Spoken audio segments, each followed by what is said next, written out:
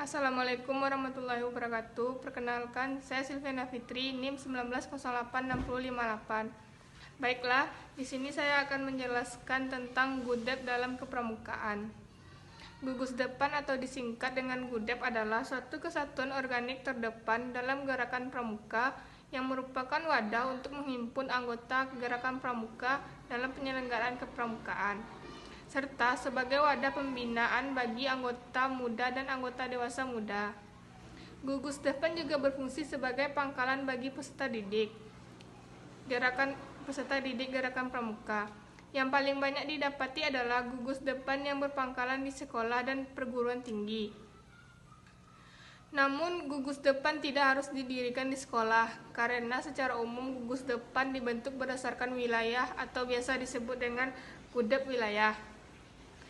GUDEP wilayah ini dapat dibentuk dan berpangkalan atau bertempat di yang pertama yaitu lembaga pendidikan, kelurahan, desa, instansi pemerintahan, dan perwakilan RI di luar negeri. Setiap gugus depan tersebut berkewajiban untuk menerima kaum muda anak berusia 7-25 tahun yang bertempat tinggal di sekitar wilayah tersebut sebagai anggota tanpa membedakan suku, ras, golongan, dan agama. Pembentukan gugus depan di dalam negeri dihimpun, dibina, dan dikendalikan oleh kuartir ranting gerakan pramuka, kecuali GUDEP yang berpangkalan di perguruan tinggi yang dihimpun oleh kuartir cabang. Sedangkan untuk GUDEP yang berada di luar negeri di bawah pengendalian kuartir nasional. Baiklah, selanjutnya yaitu gugus depan lengkap. Ditinjau dari kelengkapannya, gugus depan dikelompokkan dalam dua kelompok, yaitu gugus depan lengkap dan gugus depan tidak lengkap.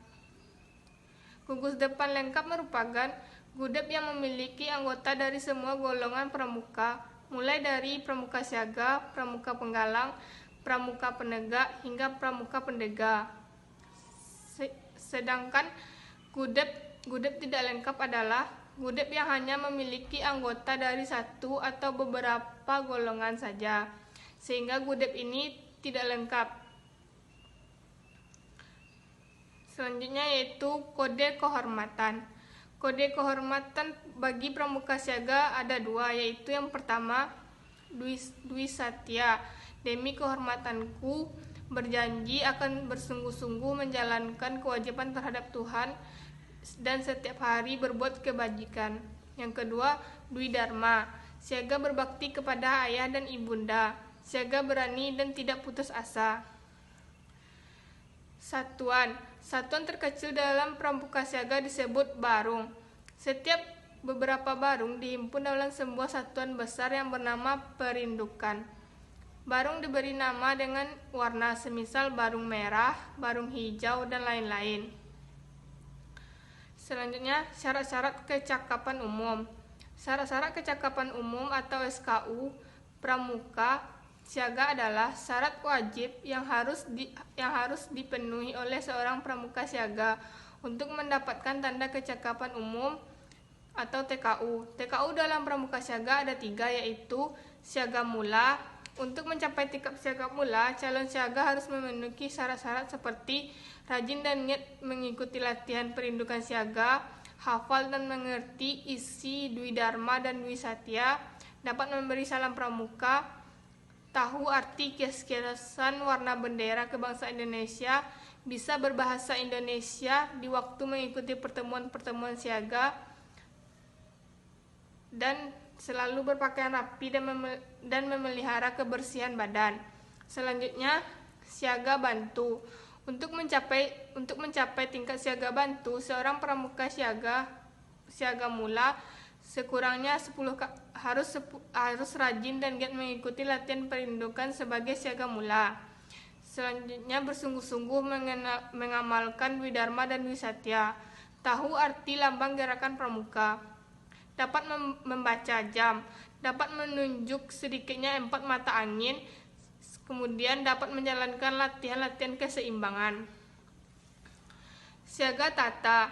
Untuk mencapai tingkat siaga tata, seorang pramuka siaga bantu harus memenuhi syarat sebagai berikut.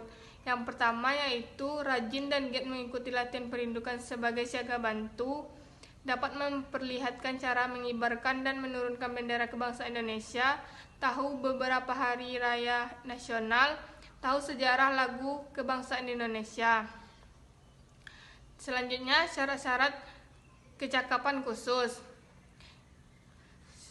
Syarat kecakapan khusus atau SKK adalah syarat wajib yang harus dipenuhi oleh seorang pramuka siaga untuk mendapatkan tanda kecakapan khusus TKK. TKK dalam gerakan pramuka siaga hanya terdiri dari satuan tingkat. Selanjutnya, tingkat kecakapan umum.